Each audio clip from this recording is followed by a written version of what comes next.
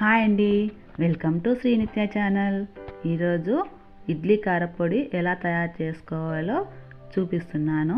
ఇది మనం వేడివేడి ఇడ్లీలోకి ఒక స్పూన్ ఇది వేసుకొని కాస్త నెయ్యి వేసుకొని తింటే ఎంతో టేస్టీగా ఉంటుంది. ఒక ఇడ్లీ తినేవాళ్ళు కూడా 4 ఇడ్లీలు తింటారు, అంత టేస్టీగా ఉంటుంది ఇది. ఈ కారపొడిని మనం దోశలో కూడా తినొచ్చు, చాలా టేస్టీగా ఉంటుంది.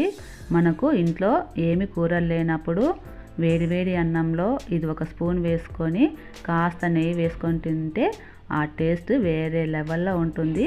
మరి కారపొడి చేయడానికి ఏం కావాలో ఎలా చేయాలో వీడియోలోకి వెళ్ళి చూసేద్దాం.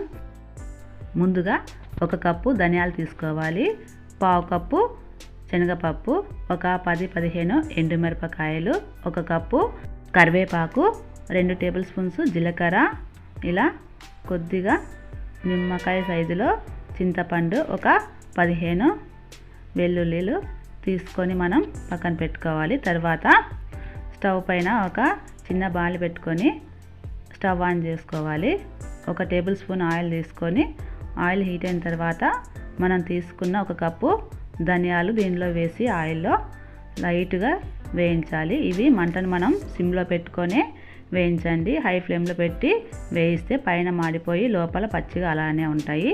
తర్వాత అదే దాంట్లో కొద్దిగా 1/2 టేబుల్ స్పూన్ ఆయిల్ తీసుకొని మళ్ళీ మనం పచ్చిపప్పు వేసి సేమ్ అదే విధంగా కాస్త లైట్గా వేయించుకొని వాటిని కూడా తీసి మనం పక్కన పెట్టుకోవాలి. మళ్ళీ 1/2 టేబుల్ స్పూన్ ఆయిల్ తీసుకొని ఎండుమిరపకాయలు కూడా వేసి అదే విధంగా లైట్గా వేయించాలి. ఇలా ఒక్కొక్కటిగానే మనం తీసుకొని వేయిస్తే ఆ టేస్ట్ వేరే లెవెల్లో ఉంటుంది. అన్నీ ఒకేసారి వేయించకండి, అలా వేయిస్తే మనకు కొన్ని వేగుతాయి, కొన్ని వేగవు. తర్వాత ఇలా కరివేపాకు కూడా వేసుకొని క్రిస్పీగా అయ్యేదాకా మనం దీన్ని వేయించుకోవాలి. ఇలా చూసారా, మనం ఇలా నొక్కితే పొడి పొడి అయిపోతుంది. దాన్ని కూడా మనం ఓ పక్కన ప్లేట్లో తీసి పెట్టుకోవాలి. తర్వాత జీలకర్ర కూడా ఇదే విధంగా వేయించుకొని దాన్ని కూడా మనం పక్కన పెట్టుకోవాలి. ఇలా అన్నిటినీ వేయించుకున్న తర్వాత మనం ఒక్కొక్కటిగా వీటిని మిక్సీ జార్లో వేసుకొని మిక్సీ పట్టుకోవాలి. మీకు రోల్ ఉన్న రోట్లో కూడా దంచుకోవచ్చు, ఆ టేస్ట్ ఇంకా బాగుంటుంది. ఇక్కడ నాకు రోల్ లేదు కాబట్టి మిక్సీలో చూపిస్తున్నాను. ఇలా ముందుగా మనం ఎండుమిర్చి, పచ్చిపప్పు, ధనియాలు వేసి ముందుగా వీటిని మిక్సీ పట్టుకోవాలి, ఈ మూడింటిని. తర్వాత దీంట్లోకి కరివేపాకు వేసి మిక్సీ పట్టుకోవాలి.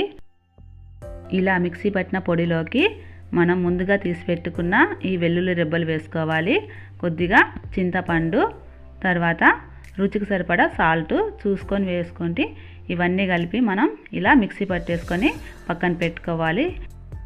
ఇప్పుడు స్టవ్ పైన కడాయి పెట్టేసుకొని 1 టేబుల్ స్పూన్ నెయ్యి వేసుకోవాలి. ఇలా నెయ్యి వేసి హీట్ అయిన తర్వాత మనం మిక్సీ పట్టి పెట్టుకున్న ఈ కారపొడిని అందులో వేసి కాస్త లైట్గా ఒక 2 నిమిషాల పాటు ఇలా వేయించాలి. ఇలా నెయ్యిలో వేయించడం వల్ల మనకు ఈ కారపొడి ఇంకా టేస్టీగా అనిపిస్తుంది. మీరు నెయ్యి లేకపోతే డైరెక్ట్గా అయినా ఇలా వేరే గిన్నెలో మనం తీసి పెట్టుకోవచ్చు. ఒకవేళ నెయ్యి ఉంటే ఇలా ఒకసారి వేయించి తీసి పెట్టుకోండి, ఆ టేస్ట్ ఇంకా చాలా బాగుంటుంది. ఈ ఇడ్లీ కారపొడిని మీరు కూడా ట్రై చేయండి. మా వీడియోస్ని లైక్ చేయండి, షేర్ చేయండి, ఎలా ఉందో కామెంట్ రూపంలో చెప్పండి. మా ఛానల్ని సబ్స్క్రైబ్ చేయండి.